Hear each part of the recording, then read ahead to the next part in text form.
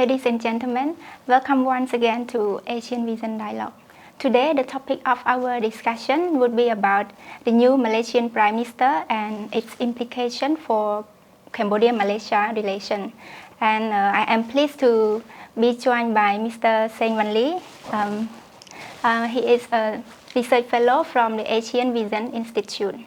So without further ado, please join me in welcoming Mr. Mali to our program.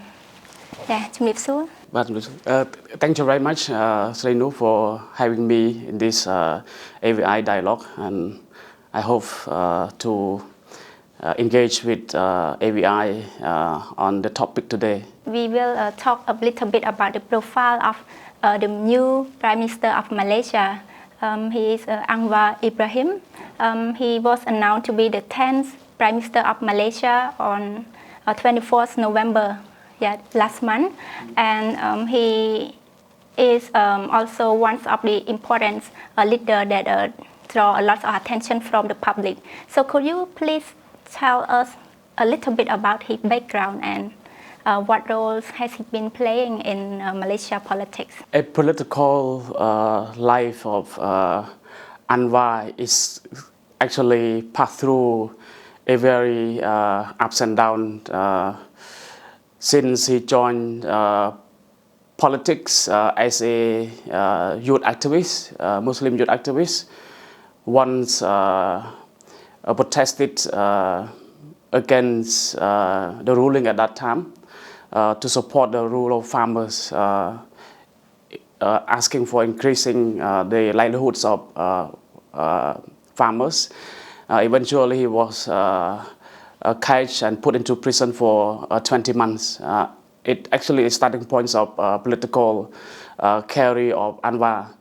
But what is really surprising for political observers in the region as well as in the world, Anwar, after serving prisons for several months in 1982, he joined Mahathir, then former Prime Minister Mahathir Mohamad party is called United Malay National Organization, or called UMNO, which is the commandant party of Barisan Nasional. It's a political alliance dominated by UMNO. So after during a 14 election, general election, we call G14 in 2018. Anwar and Mahathir political alliance of Pakatan Harapan won the majority, 113. So they can form the government, but Mahathir actually promised Anwar that once he become prime minister under the new coalition with Anwar, he will request the king to pardon Anwar for sodomy. So Mahathir promised, and again that after 2 years of being a prime minister, he will pass that position to Anwar. But then again, Anwar was disappointed by Mahathir. Mahathir was actually, for almost 2 years under Mahathir premiership, Mahathir colleagues, his deputy, Muhyiddin Yassin, a former prime minister as well, betrayed Mahathir and formed another alliance with Barisan Nasional, which is a dominant political party in Malaysian politics.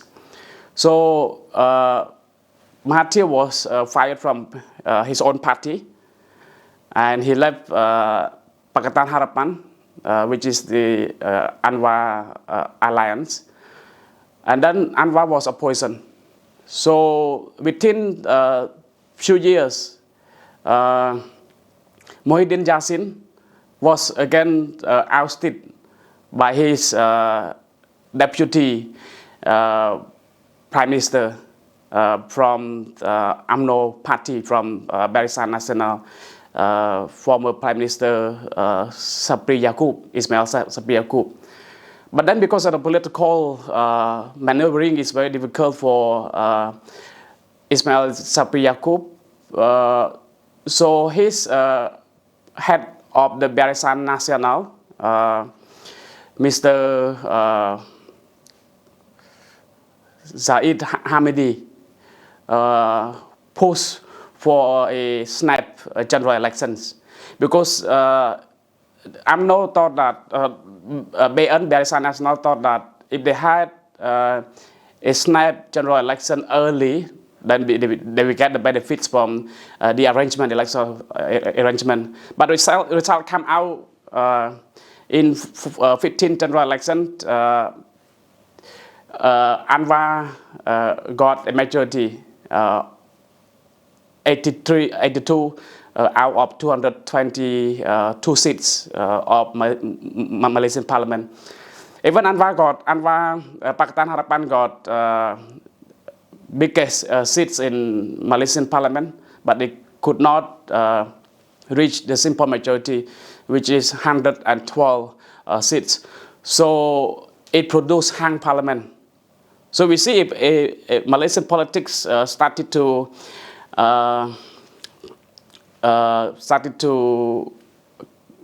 create chaosity again.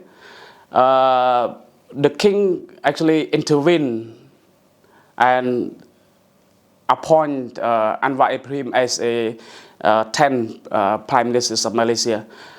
So I stop this point, and then I think if we have other questions to engage, and we continue the discussion, what will the government of Anwar will be up from now.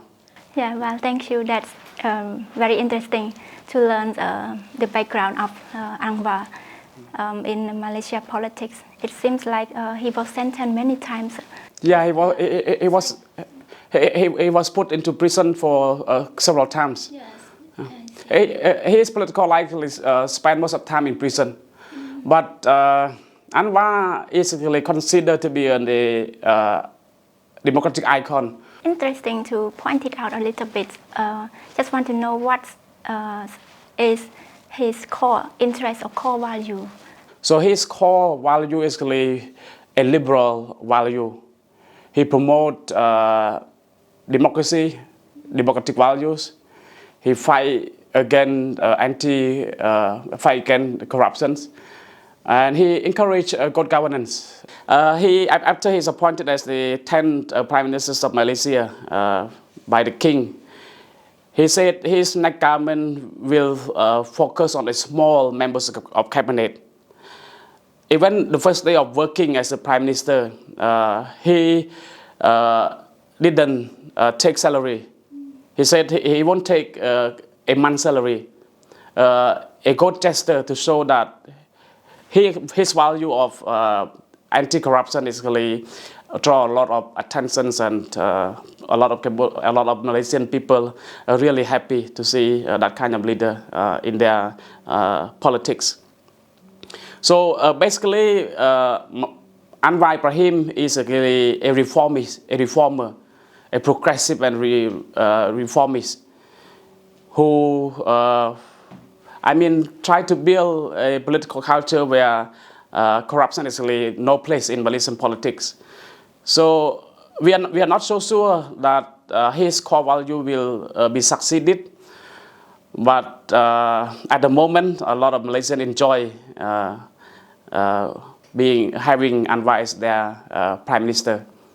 Yeah, all right. Yes, thank you for your insight concerning the question on the core value of Anwar. So we, regarding the current situation of the domestic politics in Malaysia, can you tell us what can we expect from this unity government? What do Malaysian people need, and whether the new government will respond to that needs? Yeah. Anwar come in a period where both political stability and economic situation is getting worse. It's not what he has created.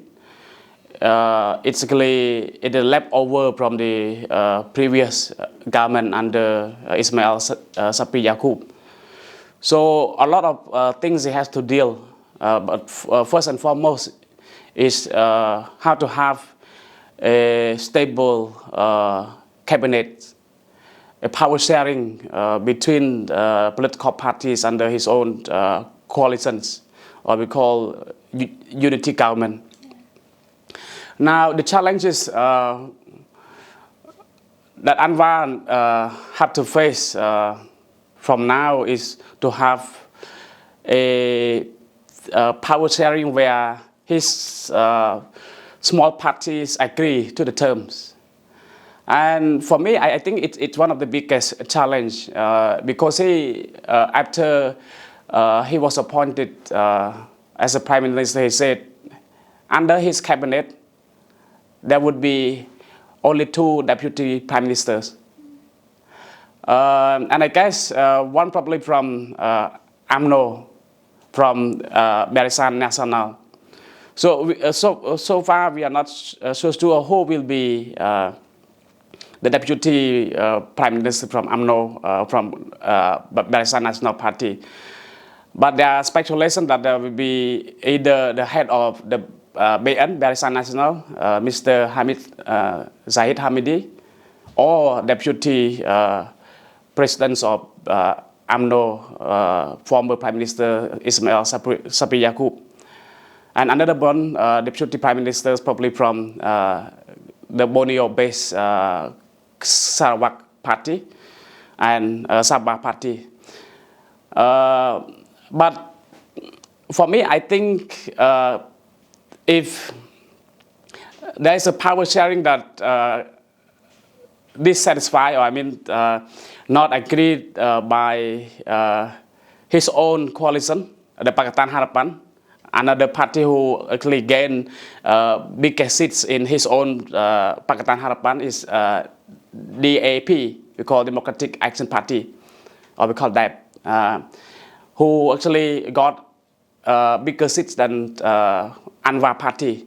Because under Pakatan Harapan, there are 3 to 4 parties. And the biggest party under Anwar alliance is actually not from Anwar Party, not from Party Keadilan Rakyat or PKR. The PKR actually did not really well under this 14th general election, because the previous 14th general election, Anwar got 45 or more than 45 seats.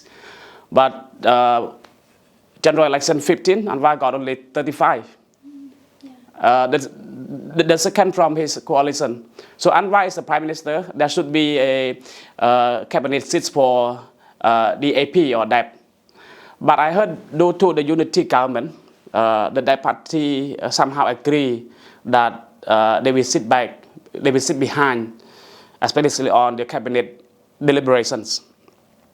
So if UMNO were to take deputy prime minister seat, and then they have another few portfolios under Anwar cabinet, then I think there will be an internal problems as well. That is a power sharing challenging. Another challenging I see, because so far we don't really have a complete view on who is going to control or who is going to govern particular ministries. But I guess the opposition challenge is also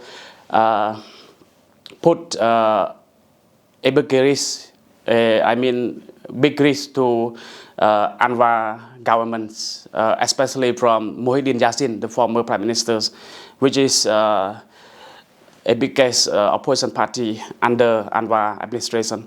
So they will push for a more Islamic policies. They will try to limit the sale of alcohol in Malaysia, which affect Anwar moderate agenda. Anwar is very moderate. I said he's from Penang, and he's come from a background where a lot of different cultures and ethnicities in Penang. So he's more liberal.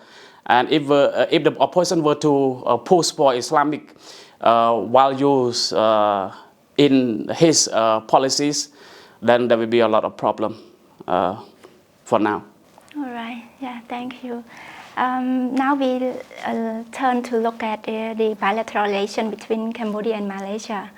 Yeah, so can you tell us or give a brief overview on the political and economic cooperation between the two nations? Thank you.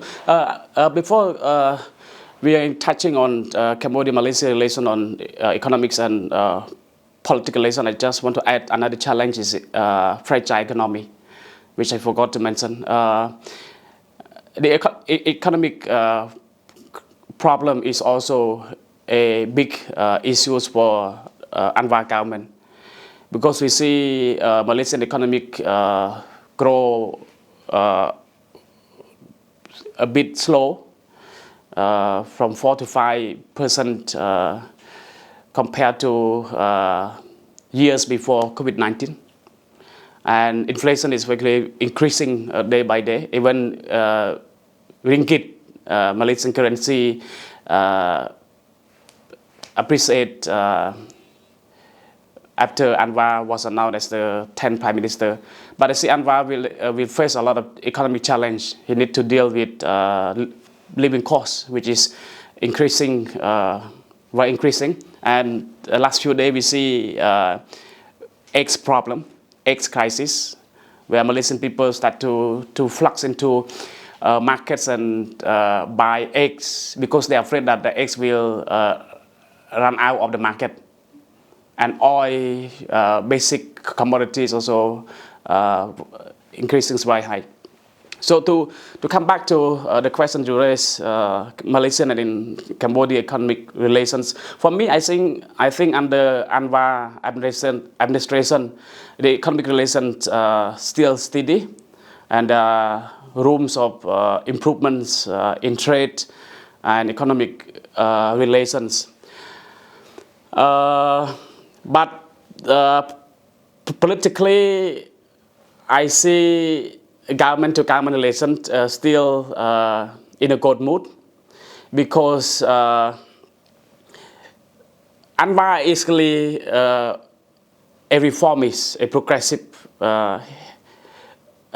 person, politician. So he give more important or significance to relation between ASEAN fellows. So due to this values, principle, I think government-to-government relation will be better, or I mean even better than the previous government, because the previous government, the decision making still very limited. But Anwar now he got 2/3 majorities, especially when other two small parties from Sarawak and Sabah lend the support to his administration. So he will deal with economic relations better with ASEAN fellows. But politically, party to party, I see there are some problems. If we look back when Anwar was in a opposition side, when PKR, his own party, Parti Keadilan Rakyat, which is founded by Anwar, we see the relationship between Anwar party and the former CNRP were quite close. Like last few years, we see deputy heads of PKR accommodate and facilitate the visits of former deputy CNRP Muskuho at that time. And even Anwar's daughter, Nurul Isa Anwar, which was a member of parliament at that time, also hosted former head of opposition party, Mr. Samongsi. So I see party-to-party connections, they are a bit problem. But since Anwar is the first, I mean he's in the first prime minister during his political struggle, I see there will be a lot of engagement, not also between government to government, but between the party to parties as well. And I see that there will be rooms of improvements in terms of party to party. Another problem is related to workers. Not only under Anwar that Cambodian government face issues on Cambodian workers. The issues that happen between Cambodia and Malaysia actually can trace back to almost more than a decades. Cambodia is actually a main supply of workers in Malaysian domestic market.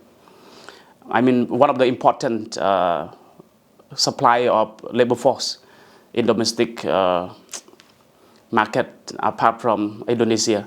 But under Ismail Sabri Yaakob, the previous government, we see there's improvement. Now, Cambodia and Malaysia renew MOU on sending Cambodian workers to work in Malaysia. But even there is an MOU, but we still have few Cambodian people now agree to go. And I think there will be a lot of cooperations in this labor supplies. Yeah, thank you, Mr. Van Lee. How about your perspective on the prioritized area of cooperation between the two countries? Do you have any further suggestion on that? Malaysia economic relations is one of the top relations in ASEAN regions. Malaysia is really third economic partners of Cambodia. Their trade volumes in 2021, last year, surpassed $500 million US dollars. The export from Cambodia to Malaysia surpassed $100 million, while exports, while import from Malaysia more than almost $400 million. So we see a lot of rooms for improvements, and I see a lot of sectors that attract a lot of Malaysian investments, like banking sector, financial sector, agricultural sector. Cambodia is a rice exporter to Malaysia, and telecommunications. We see smart ICT is really owned by Malaysian investors. Also in gambling, Naga Corporation Limited, and they are also in technological. I have already mentioned sectors, transportation, public and public transportations also can be very important sector for Malaysian investment. So when Anwar have a complete economic portfolios, and I think he need to very carefully look for ministers that really experienced pool in I mean creating economic environment, friendly environment, especially with members of ASEAN, the fellow members of ASEAN. And Cambodia is actually a good market for Malaysia. For Cambodia, we see a lot of improvements in terms of tourist industry. Recently, we have a lot of Cambodian people visits Malaysia. In return, a lot of Malaysians also visits Cambodia. Especially we have a air cooperation, civil aviation cooperation closely.